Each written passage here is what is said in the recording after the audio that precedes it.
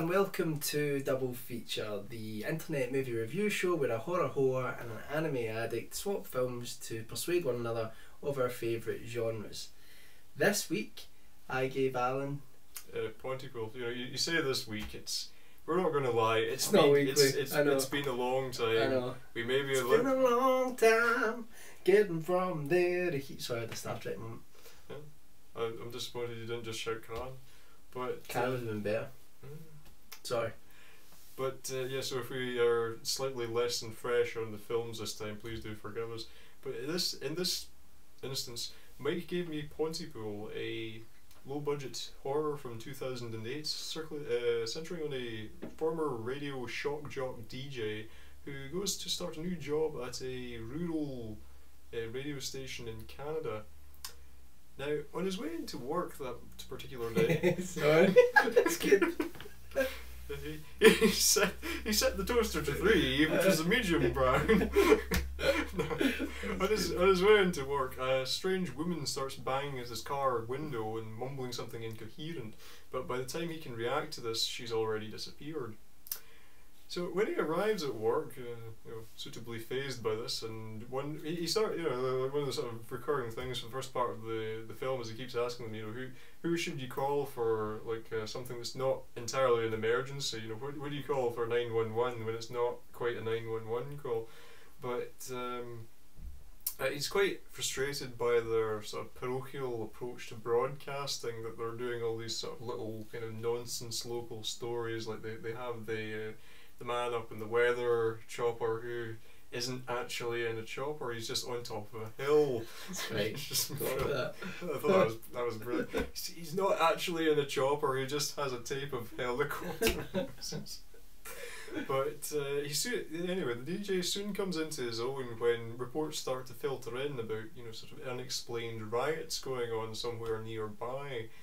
And again, I think that's probably about as much as I can really say without kind of giving the game away. Yeah, probably. I mean, the last thing you probably say is that the most of the film is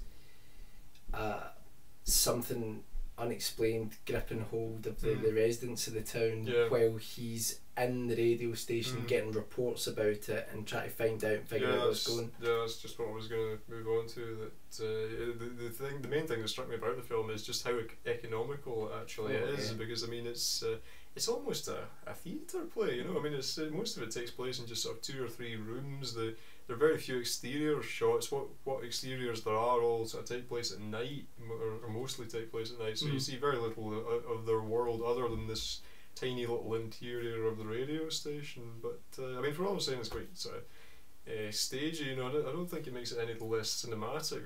I think they make a really good use of what they've got for this. I mean, it doesn't feel like it's wanting in any way. And I think the main thing I was thinking kind of throughout it is it almost feels like the TV broadcasts in the original version of Dawn of the Dead. They've got the same kind of quality with they don't really know what it is they're talking about. They're not quite sure if what they're broadcasting to people is misinformation in a way. They're doing their best to report what's happening, but even they are just kind of they're sort of victims or witness to it in a way that's they don't have all the facts. So what did you think of it then? I really enjoyed it. Yeah, I thought it was.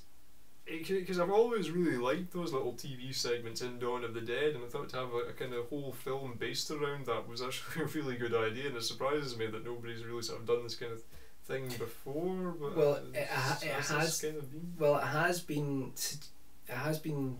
suggested to me there's another film called Dead Air, which is basically the same premise. However, I think, and you can correct me if I'm wrong, I think that Dead Air was brought out after Pontypool, and it apparently does have its fans, Dead Air, but some people look on Dead Air as just a knockoff of Pontypool. But yeah, what did you think of the pacing of it, the way it sort of built up? I thought it was quite nicely handled. Yeah, I mean, I thought there was a feeling of it. It starts out. I don't know. Maybe you could say the opening part of it drags a little bit, but I thought for the most part it did feel like it was sort of building at a good pace. It does sort of you start to get the sense that something's a bit wrong, and then you get the sense that something's very wrong, and then something's really wrong. Yeah, something's really, really wrong indeed. Well, I'm really glad you liked it, because I think it's a film that does seem quite divisive. People, I think, see, the thing is, right, it is, you know, it is essentially, I don't think I'm ruining it by saying it is essentially a zombie film, right? Now, the thing is, it's the way that it tells a story where it is from a confined environment and you're not really seeing what's going on. It's being described to you. First of all, I thought the inversion of what it would be like to have an audience listening to like an old horror play or something. I love my radio plays. Well, and you've got the guy on the radio who's actually the one who's listening to what's going on. It's like I sort of like that, but I thought it recreated that feeling of listening to radio. Yeah, no, I hadn't really thought of that. I mean, the sort of the nature of what they're doing, the kind of radio broadcasting is a very big part of the film. And I mean, I think one of the things they said was that a key inspiration for it was Orson Welles' broadcast of War of the Worlds. You know, this kind of sort of dictating things that happen just to the kind of purely by the medium of audio. I mean, there's very little actual sort of visible action in the film. You know, so, as you were saying, I mean, almost everything is just coming in as reports from outside. You know, and I think in a way that's actually much more effective, because you're kind of, it sort of draws you into the experience that the presenters are having, because they're just in this little box being forced to listen to what's going on outside. They can't really do anything about it. They just have to. They're passive in the experience. Do you think people need to realise though that that's the sort of film they're going into? Because I've looked, not for some time, but I remember when I first watched Pontypool, like on IMDb and places like that, there was a lot of hate towards the film as well, because it had been billed as a zombie film, and you know, it is primarily psychological, you know, or atmospheric. You know, I mean, it's not 28 Days Later, you know. So I mean, do you think people should realise that's I guess I can see where you're coming from. I mean, I think before I watched the film, I think you had said to me basically it was about like a radio DJ, and I think just from saying that, I kind of got the impression this was the kind of film that it was going to be. So I mean, I don't think personally, I would have been disappointed if I had to find out the hard way, basically, that it wasn't an all action kind of zombie gore fest. But I guess I can see why you might be. I forget what's the name of the lead actor. Do you remember his name? Because I keep. But he's brilliant. He's absolutely really brilliant. I mean, I think possibly one of the problems with remembering his name is that he looks as if he has been injecting the DNA of Dennis Hopper. There's no getting around it. The guy is the absolute spitting image of Dennis Hopper. He really is. The thing is, though, he's one of those actors who it's like, oh yeah, there's that guy. You know, like I've seen him in a lot of films over the years, and I just, for the life of me, and I'm sure someone will mention his name and mention a film that he's been in, and right away we'll probably go, of course, it's him, you know. But I think that's the strength of the film. I think is the fact that you've got different people, you know, different they feel like character actors in a lot of ways. I think the relationship between him and his producer, there's like a love-hate. Excuse me.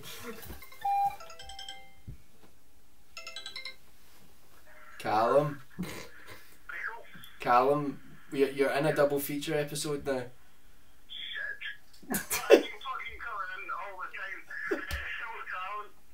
Say hello, everyone.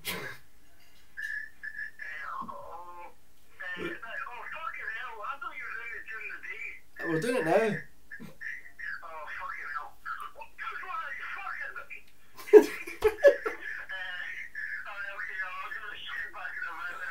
Bye. This just became a phone-in show. I know. Just like Pontypool. Yeah. Awesome. So Calum interrupt what you're saying. Yeah, I think it's like Calum is never an interruption. No, I really like the relationship between the you know, radio DJ and the So as I was saying before, Calum. Continuity. Yeah, Calum interrupted us. Calum.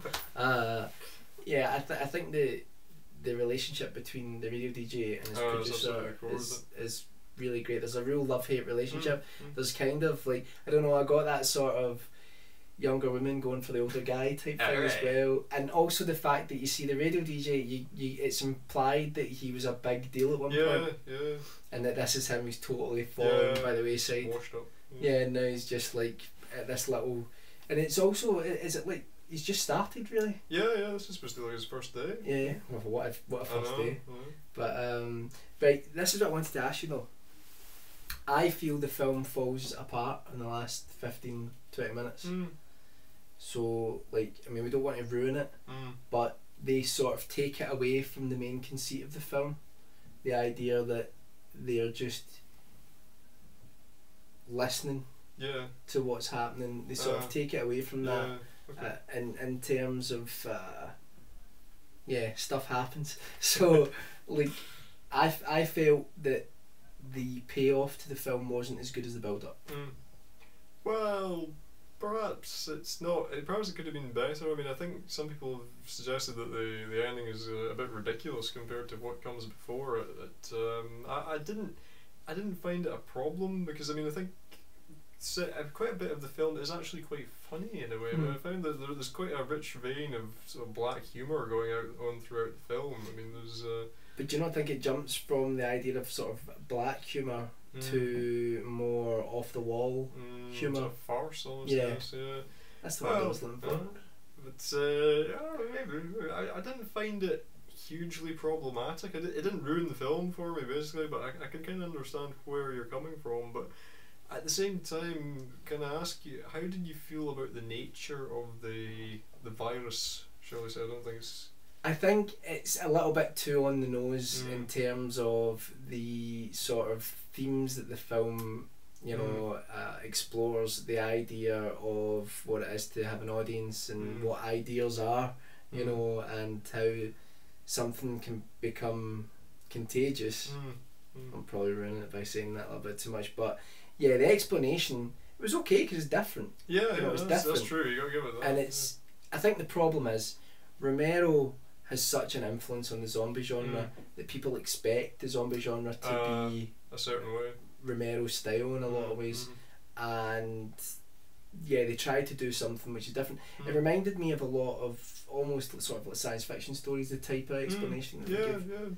But I know I'm criticising it. I'm criticising the end of the film, but I recommended it for a reason, which is that I know you love zombie films, and I thought it's interesting, and I really enjoyed it. And the ending didn't ruin the film for me, but I just feel that it didn't stack up compared to the rest of the movie, because the rest of the film's really, really great. And how did you feel about there was perhaps an attempt at satire in a way, and I don't know if the film really goes for it as much as there's a certain lip service paid towards satirical elements, because you've got one of the characters was a soldier in Afghanistan, and you've also got this family that comes into it to put on this kind of horribly racist play, would you call it?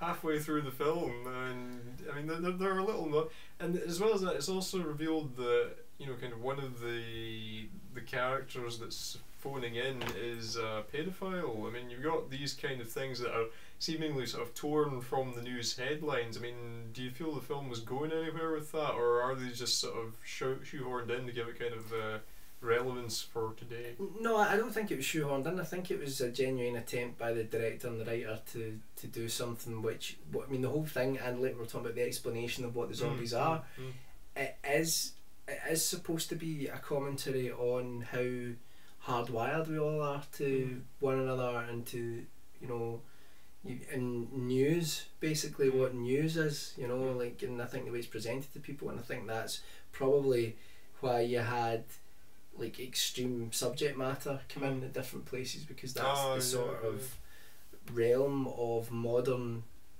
newsrooms rather than sensationalism, basically.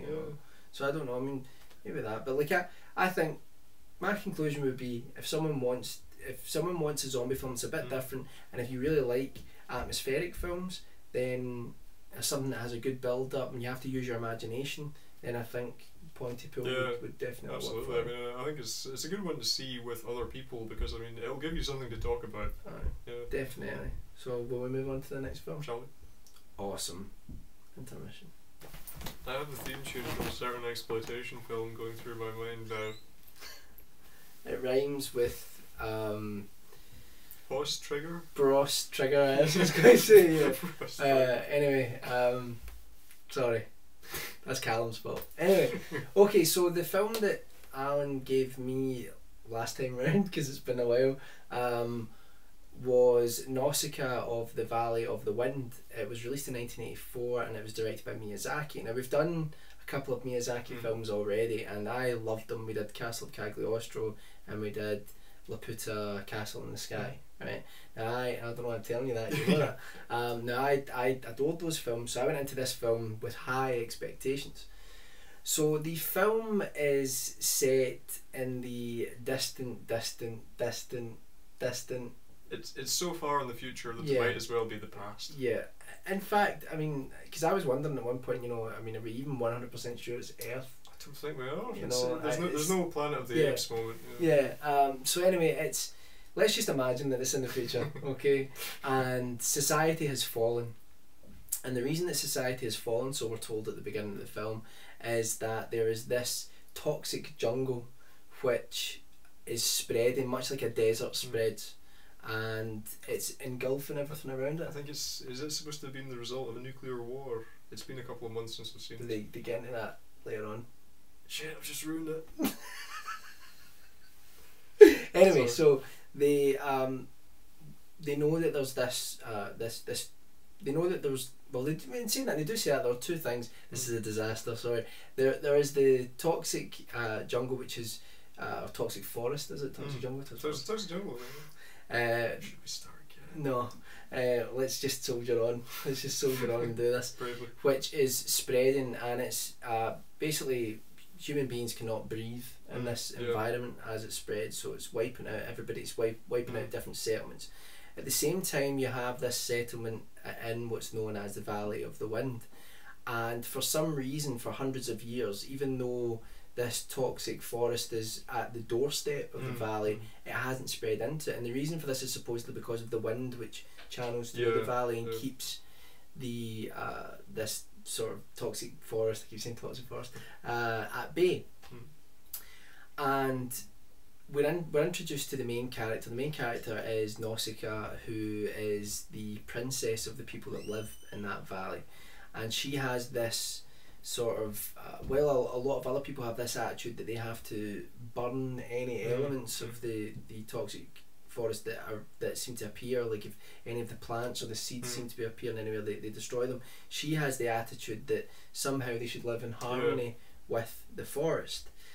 At the same time, there's a massive conflict going on between two larger cities, and the Valley of the Winds is caught up in the middle of this conflict. And this conflict revolves around the fact that at some point in the distant past, thousands of years previous, there were these giant guardian robot type, you know, they weren't robots, but they were like giant creatures that you feel were sort of engineered by previous people that were there possibly.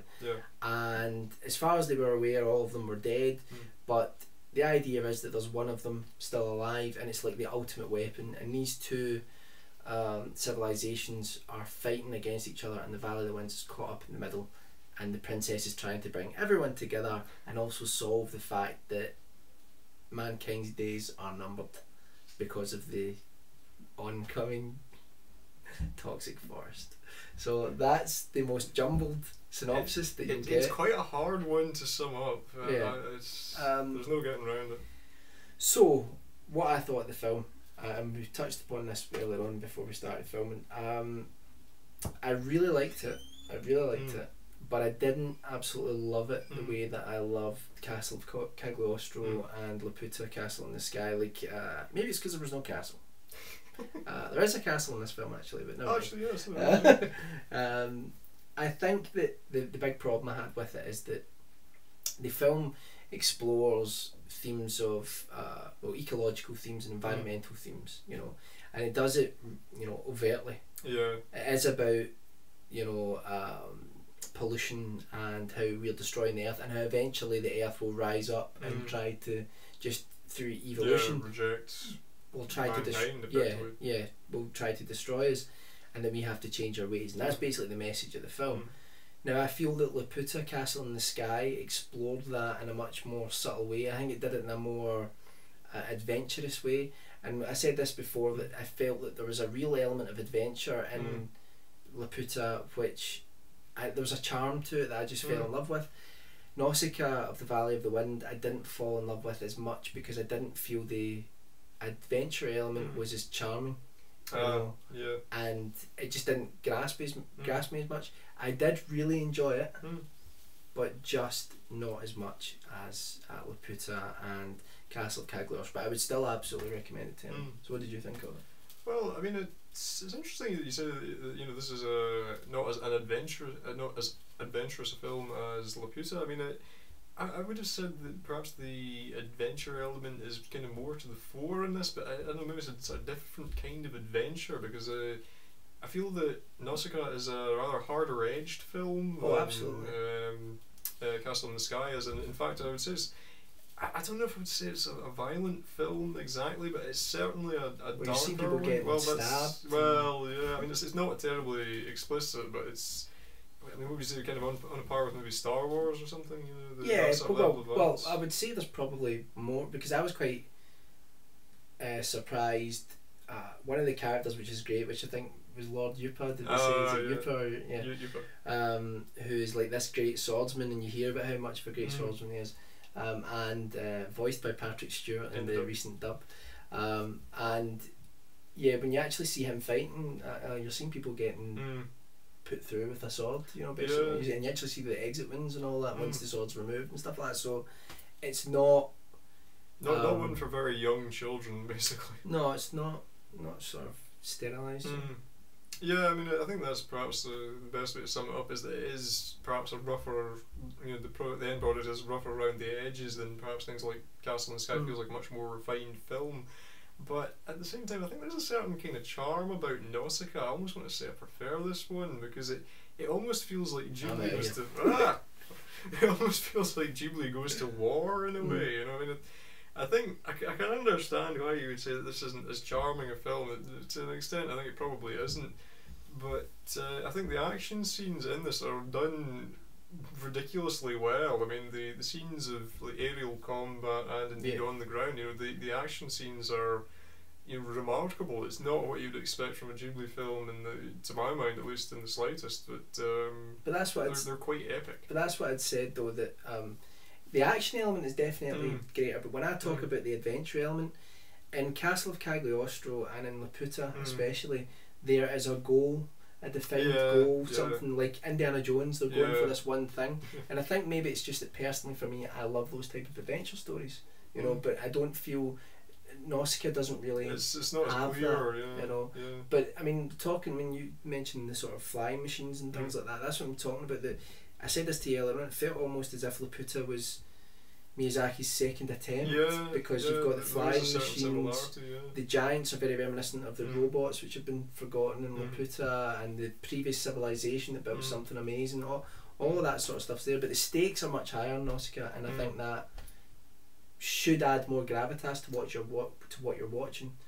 How did you feel about the characters? Because this is the main thing I would say against Nausicaa, is that the characterization is not as strong as it is in a lot of the other Ghibli films. I mean, I felt particularly Nausicaa herself wasn't as strong a character as you would normally expect from a Miyazaki heroine. I mean, I think it almost feels as if she's there to expound the kind of environmental message, and beyond that, as a character, there's not a lot to her. Also, the prince from the other city-state that she helps to save him when he's trapped in the jungle, or the desert, jungle, the toxic place.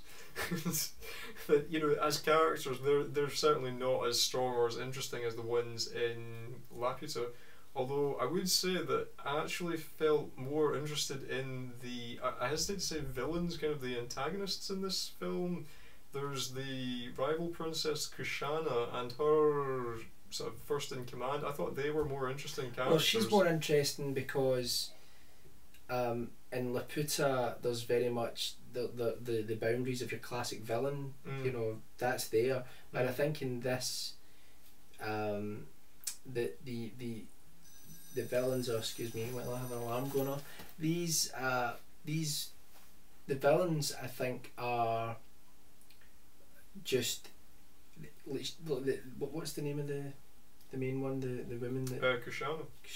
She has a like for, she admires the princess, I think, in places. She actually says things like she's torn between of going to war and learning. That's from I think why I thought she was a Nausicaa. more interesting character. I mean, I think there's more character development in the way for her, and again her minion as well. I mean, I think there's quite an interesting dynamic between them, and you know, in many ways I would have preferred the film to be about them.